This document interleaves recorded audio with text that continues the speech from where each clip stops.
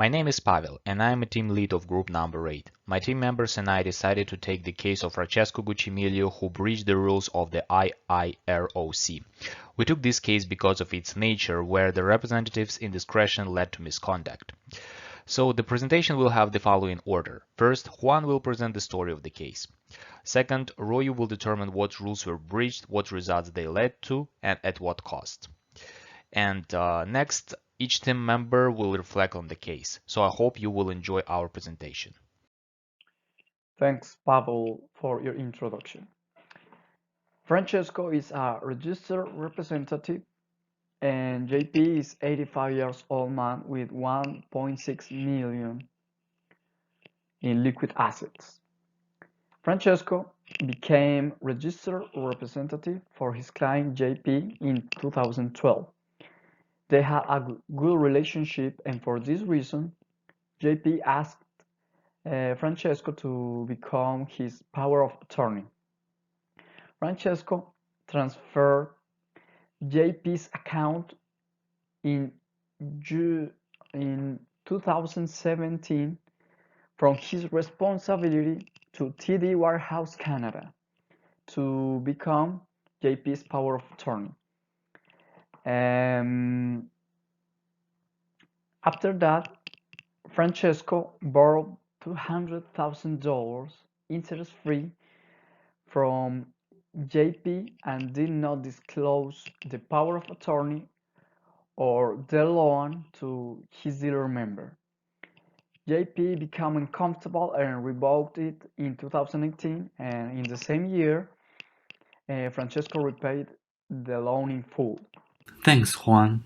In this case, Francesco breached the Dealer Member Rule 43, Personal Financial Dealing with Clients, which states that any employee or approved individual of dealer member cannot engage in any personal financial dealing with the clients. These include, but are not limited to, accepting any consideration, settle agreements without the dealer's member's approval, control or authority, borrowing from the clients, or lending to the clients. The case was concluded after both parties accepting the settlement, with Francesco agreeing to a $25,000 fine and a $1,000 in costs. In my opinion, Francesco's choice caused the conflict of the interest.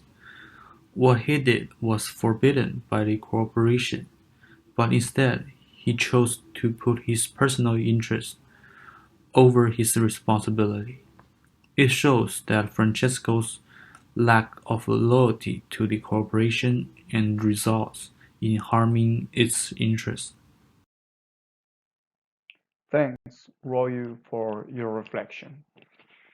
The power of attorney is something extremely delicate. It must be delegated to a confident person to avoid this kind of situations. Additionally, Francesco knew the rules and avoided some of them to obtain what he wanted, the money. Thanks, Juan. So by firstly looking at the case, it does not look unethical as the personal financial dealings happened during the time when JP was not a client of the respondent. So however, I do recognize that further research of the rules are needed to see if it is a clear misconduct. The second part I pay attention to in this case is that the respondent did not disclose the power of attorney and the loan to his dealer member. So if I was Francesco, I would report all facts to my management to make sure there was no possibility of misconduct.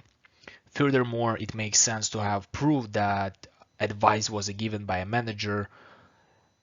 So a written request such as an email can be the best way to avoid uncertainty. This way, an official response can be prepared for sharing the liability with my firm in the worst case scenario. To summarize, our group number 8 presented the case of Francesco Guccimiglio, who was found guilty of wrongdoing in personal financial dealings with his client. So Juan presented the story of the case. Royu spoke about breach rules, results of the case, and costs associated. We all gave our opinions on the case to see what could be done differently. So thank you for your attention.